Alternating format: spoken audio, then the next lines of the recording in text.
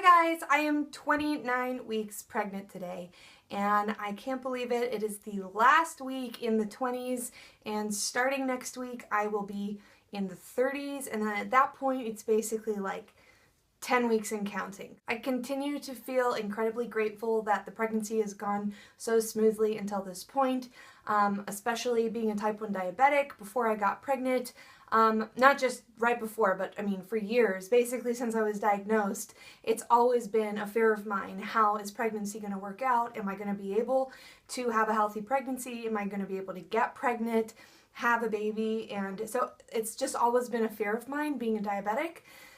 And now that I've actually been able to do it and I've gotten this far, I just feel so grateful and lucky, and I'm enjoying every time I feel her move and I see my belly growing. I just feel so good about it.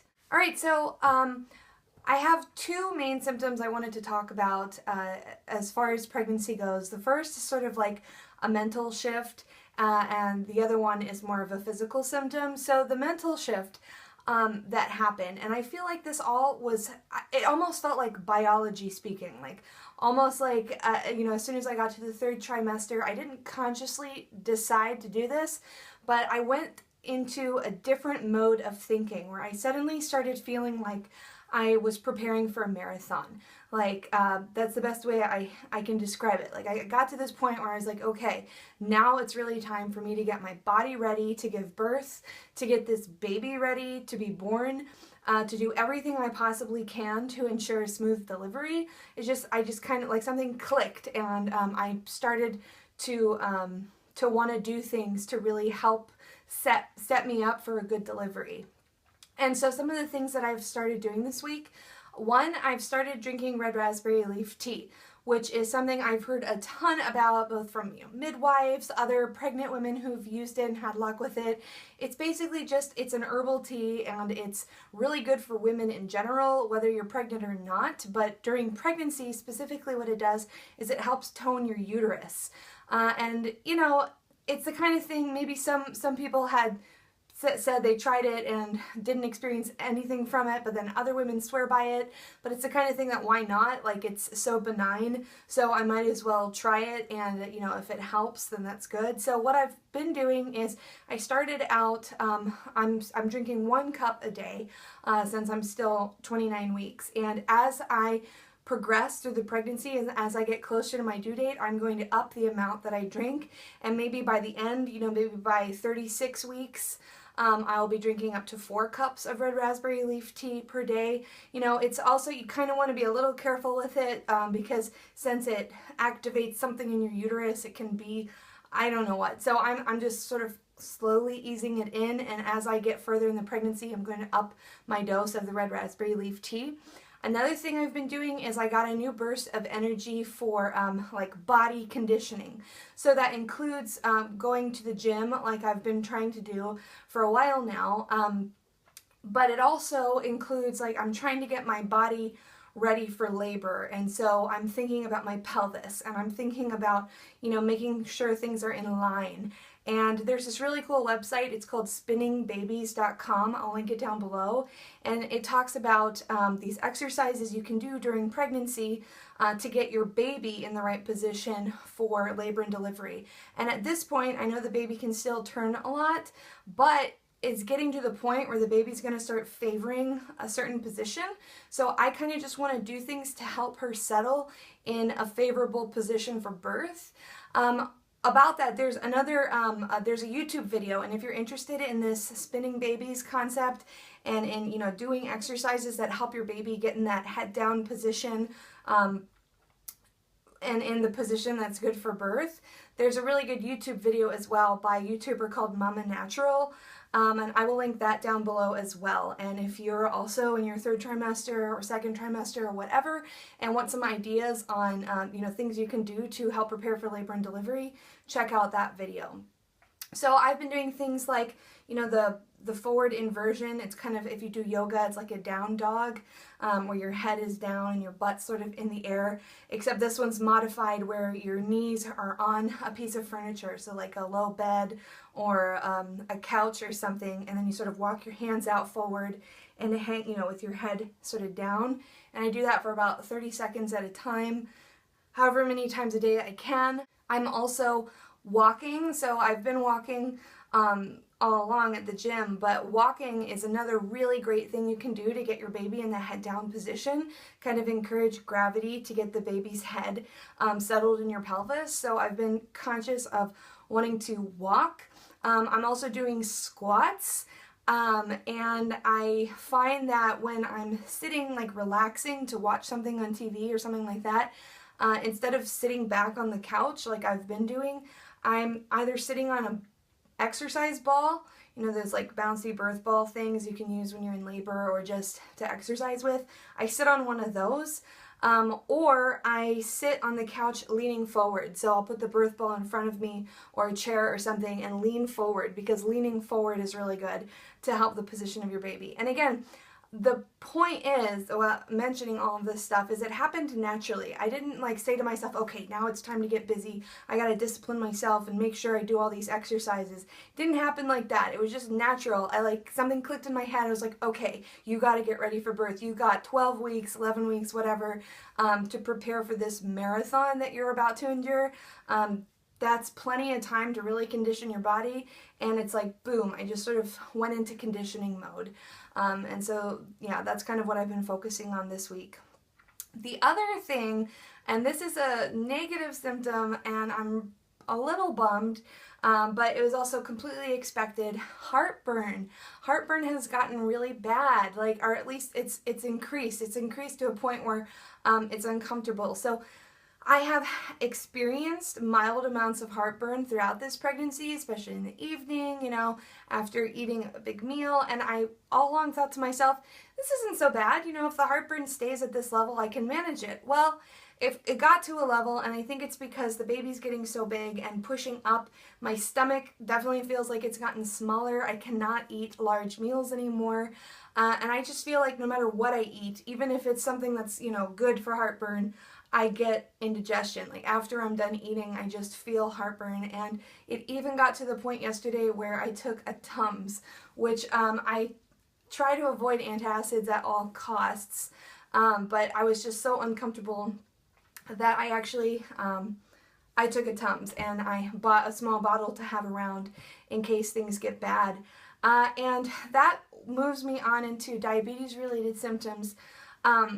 About the heartburn, it kind of complicates things a little bit for me. It's not too bad, but it just will take some adjustment, because what it means is that I'm having a hard time eating the same size portion that I've been eating all along. And as you all know, the way that I control my blood sugars is with a really strict, diet. I eat the same amount for each meal, and that way I know how it'll affect my blood sugar, and I know exactly how much insulin to give myself. Well, now I'm finding that I can't eat the same amount of food. I mean, I'm talking, I want snack amounts, for food. I just want a few nibbles and I feel satisfied. I don't even really get that hungry anymore.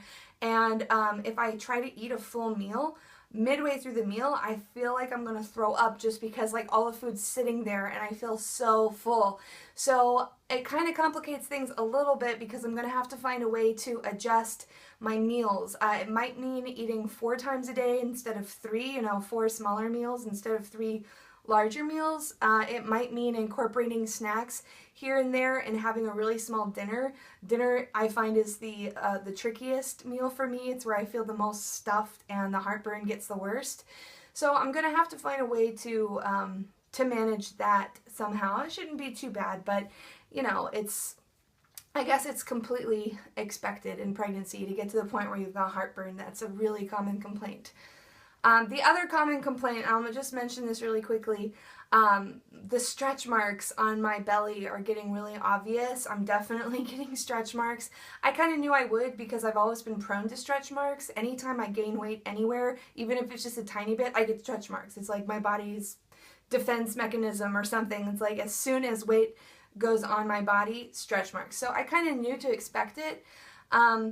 And I want to say 2 things about the stretch marks, because watching videos, reading articles, you know, there's like this tone about stretch marks that they're really negative, and it's like how to avoid stretch marks and, you know, things you can do not to get them. And I feel like it creates this really negative tone around the idea of getting stretch marks, which it's fine to want to avoid stretch marks. I'm not criticizing the idea of wanting to prevent them or make them better, but it's just this overall tone that's created that I think it's sort of negative for moms, because especially if it's something that's inevitable and you're going to get stretch marks when you're pregnant, it's a bummer to have such a negative view of it, because then all it does is make you hate your body, you know. And so two ways that I've been thinking about the stretch marks that I've found really helpful. First of all, I find that the stretch marks, it's kind of like a badge of honor. I'm trying to think of it like I've always wanted to be pregnant. I didn't know if I was going to be able to get pregnant or stay pregnant or, you know, go through an entire pregnancy. And the fact that I feel so honored that the stretch marks kind of symbolize that. It's like transition into mommyhood. The fact that I got to be pregnant, the stretch marks is a part of that. So I'm trying to embrace the stretch marks and think of it in that way. Like the stretch marks symbolize to me the fact that my belly's growing and there's a baby in there. So it almost makes me excited to see the stretch marks, and that just helps me accept the fact that my body's getting stretch marks. And then the other thing, which is just like a way for me to rationalize it, is that in my experience, I've already mentioned that I get stretch marks really easily, so I've had them in my life, and what I know about stretch marks is they're only really obvious in the beginning when they're red. And then once stretch marks get older, like over time, they fade. And at least on me, I've got really white skin, it becomes like basically the same color as my skin. So I know that although the stretch marks are obvious now, a year after giving birth, you know, once I've been exercising, getting back to my pre-pregnancy body, whatever, those stretch marks too will fade and they won't be as dark. So those two thoughts have really helped me accept the fact that I'm getting stretch marks and think of it as not a big deal. Like, it's really not that big a deal.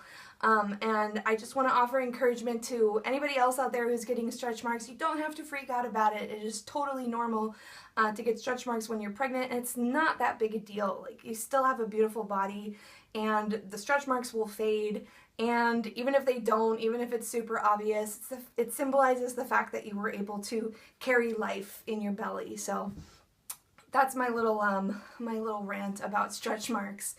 Okay, so I think that is it for the update.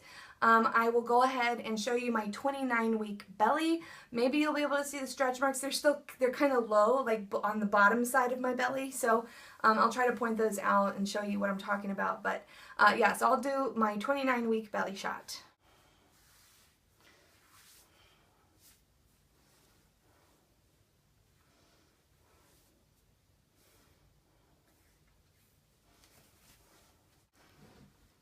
Here it is from the front. You can see my belly button is a outie now, and let me see if I can show you.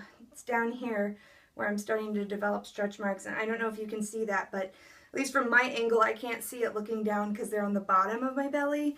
But yeah, so I'm starting to get stretch marks here, and I assume that will just continue to get worse as I get bigger and bigger.